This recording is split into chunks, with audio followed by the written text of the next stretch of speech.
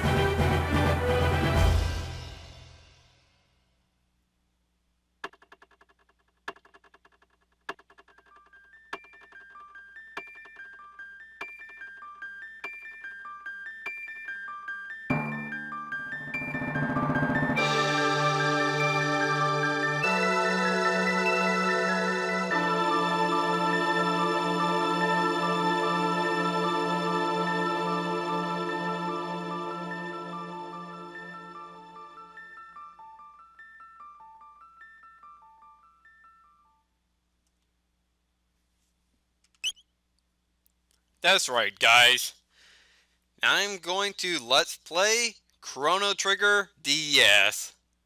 Yeah, if it weren't for the title of this video, I would be fairly confident that I fooled you. I mean, Pokemon Platinum this probably would have been the best time for Pokemon Platinum since Diamond and Pearl was released to commemorate 10 years of Pokemon, and It has, and it is the 20th anniversary. But the thing is, Pokemon Platinum has been done so many times, and I think, you know what, it'd be more appropriate. I feel that it's a bit more appropriate to do a game like Chrono Trigger, simply to be tied in with my previous games. If you watched Majora's Mask, you would have already known that, as I mentioned, I wanted to do a game that somewhat has many similarities to that of Majora's Mask and Pokemon in terms of story, not so much as gameplay. I guess very different in terms of gameplay. But hey, anyways, DS. While some people have argued, maybe arguing, hey, Chrono Trigger actually came out in 1995, not 2000 and 2008. But the DS version, yes, it has come out in 2008. There are some, of course, many differences between this and many other versions.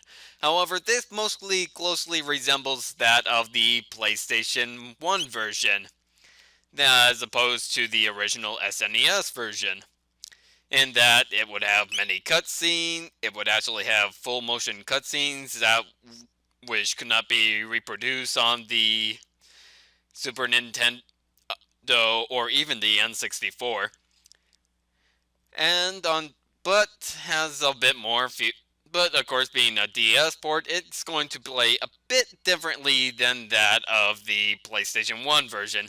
This one is also kind of, if you're playing the Android version or the iOS version, yeah, those are the ports of the DS version as well.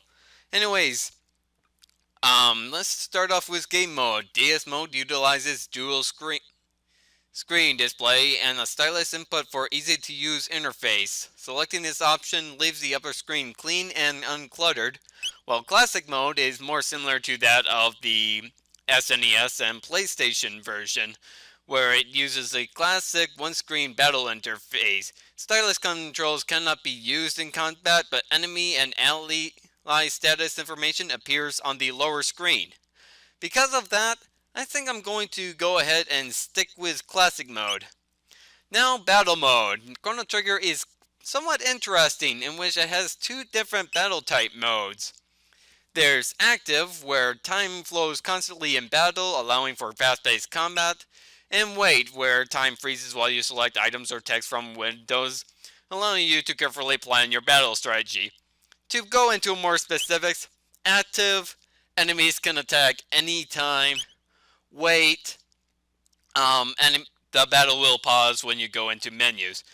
Because of that, since I will admit, I am not an avid game player of the Chrono Trigger games, I will stick with wait as opposed to active. Simply that way, because wait allows you to, well, strategize more when you don't have to worry about enemies constantly attacking you. Movies. These were introduced in the PlayStation 1 version. Movie cutscenes unfold at key points during your adventure. Or you can skip movies, allowing more rapid progress through the game. Of course, the SNES version, the original version, did not have movies, but for the sake of having more content, I'm going to leave the movies on. Now to name our main character. I'm going to stick with the default ones, in which case this guy is pronounced Chrono. Yeah, I thought it was Chrono, until I realized, no wait, Chrono Trigger. I thought that the H would make it sound like a cr, but no, it's Chrono Trigger, as this is Chrono. I guess I probably should realize that since English is my primary language, but hey. Let's start up.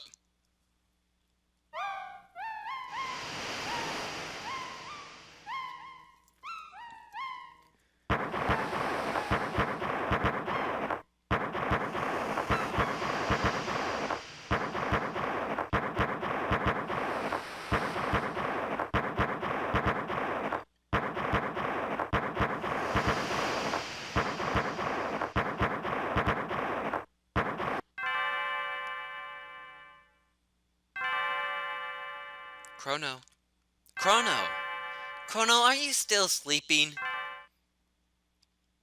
Of course, every good game starts off with a sleeping protagonist. Come on, sleepyhead. It's time to get up.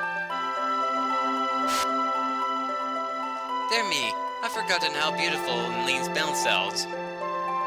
Actually, to say that every good game starts off with a sleeping protagonist is subjective. I mean, Majora's Mask did start off with, Link going through the forest, and Pokemon Emerald did start off with, Brendan being in the back of a van, but hey. Dear me, I've forgotten how beautiful Lean's bell sounds. Must be so excited about the Millennial Fair that you couldn't sleep last night, could you? Well, you better not let that guiltiness get you into any trouble. I want you to behave yourself today. Come on now, out of bed with you. Kitty! Anyway, starting off, you're going to automatically have run as your default movement. I prefer not to have that. Of course, start would actually pause the game, preventing any movement, but does allow the music to continue. Select doesn't do anything. Y, I'll get into what Y does eventually, but X lets you access the menu. Here, you can go ahead and change equipment, but I'm gonna go straight to the game setting. So, you can use L and R to switch their cursor memories. I'm going to leave at action. Status bar is important. Help messages, I'm going to turn off. Movement, I'm going to set to walk. If you have it set to run, you would run around and you have to hold B if you want to just walk. Or by walking, you hold B in order to run. And window design? Well, you can go here and you can pretty much change the design. I think I'll go ahead and change the Windows design throughout each chapter. Yes, this game actually goes by chapters just like in Mother 3. They're much better. You can actually go ahead and close the shades if you want, but I'll let sunlight in.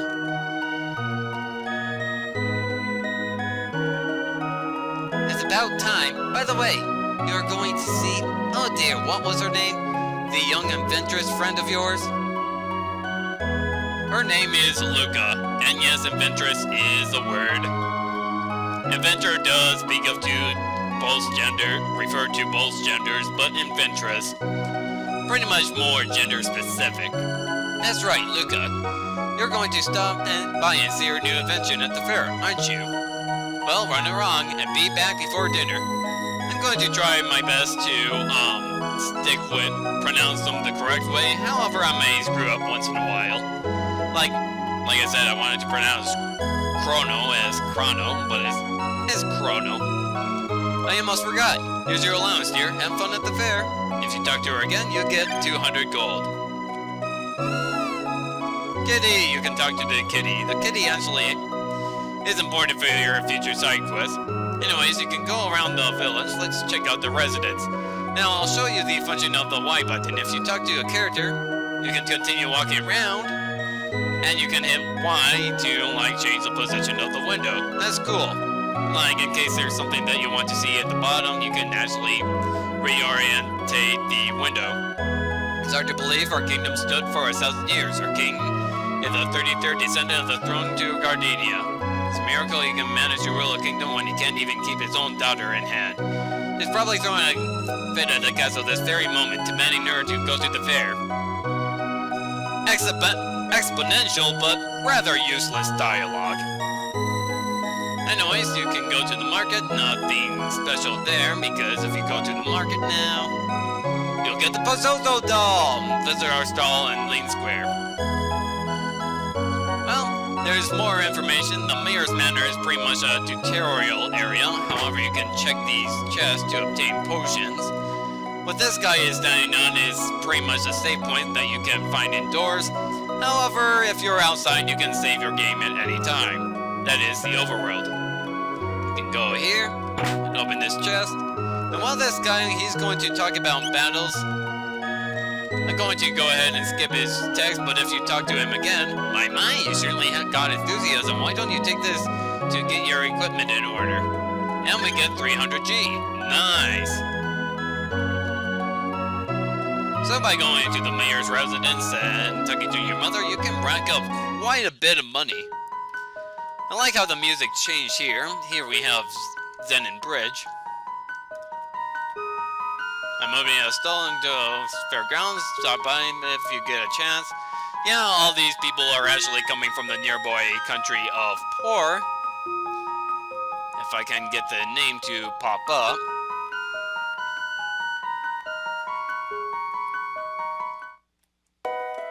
It doesn't pop up. There it is, Porin. Yeah, it's pronounced Por, not Poré. It's a French pronunciation. Which is why I used to be so confused about I did it again!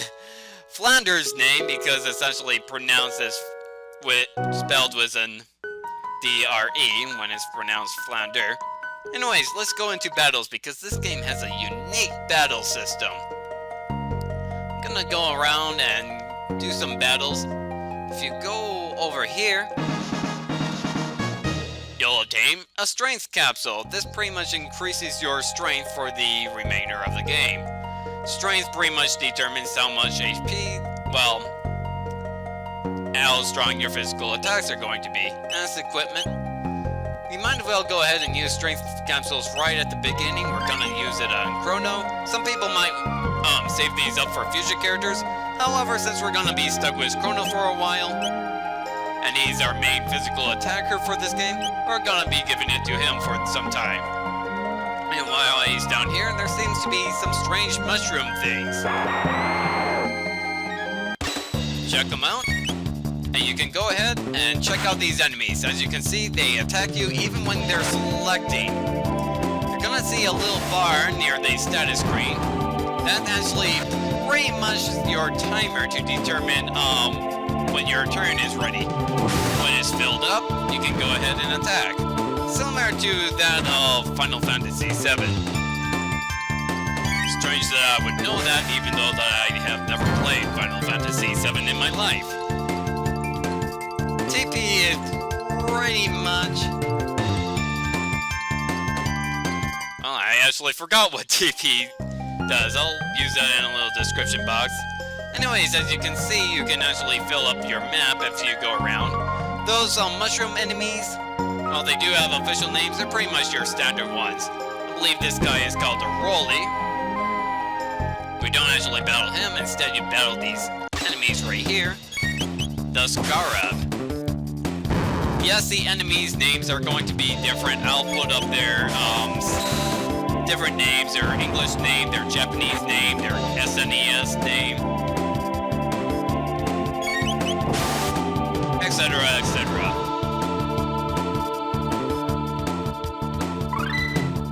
Chrono learned Cyclone. I'll actually show off what that actually does because special moves are somewhat interesting. Now we got Cyclone, which is pretty much your spin attack. I won't exactly show them off in this Scarab battle because you really can't do much here. I wish that I got to do a battle with that Bell enemy.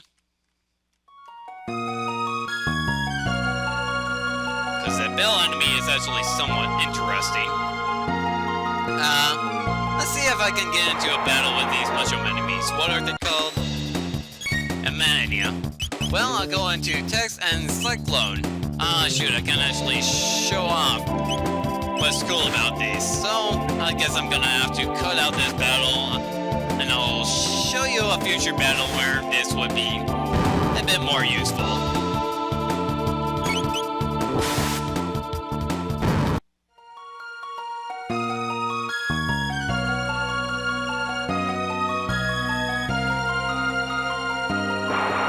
Here, this might be useful.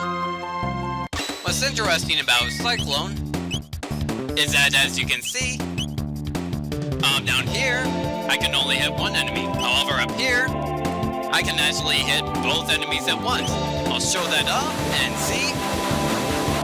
Special attacks actually have a bit of a range, allowing you to take down two enemies at once. If there's only one enemy on screen, it actually does more damage if you just use your basic attacks than...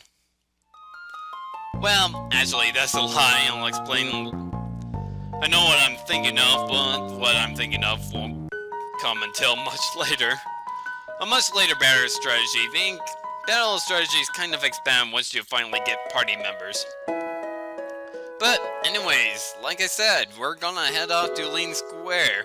There's really not much to it. Well, actually, I'll show off what's in the truth end real fast. What's interesting is you talk to this guy. Remember that earthquake we had the other day? No. You're an oblivious one, aren't you? Well, never mind then. I like how I can open doors and such. Anyways, this bag's had been handed down for generations. Should you somehow manage to open it, you are welcome to the contents. A mysterious force seals it shut. That comes into importance much later in the game.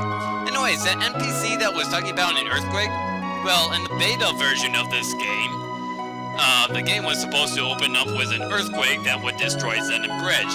They removed that because there's really not much going on in Poor until later in the game anyways, so it's kind of pointless to destroy Zen Bridge at this point. Anyways, here's Luca's house. She's not gonna be home, however, her mother is quite an interesting character. That's her kitchen. Lara. Oh, hello, Chrono. Luca's off at Lean Square with her father, Taban, unveiling her new invention. Lara is a cripple. She cannot walk. However, that just makes her an interesting character. Like another crippled character from another game.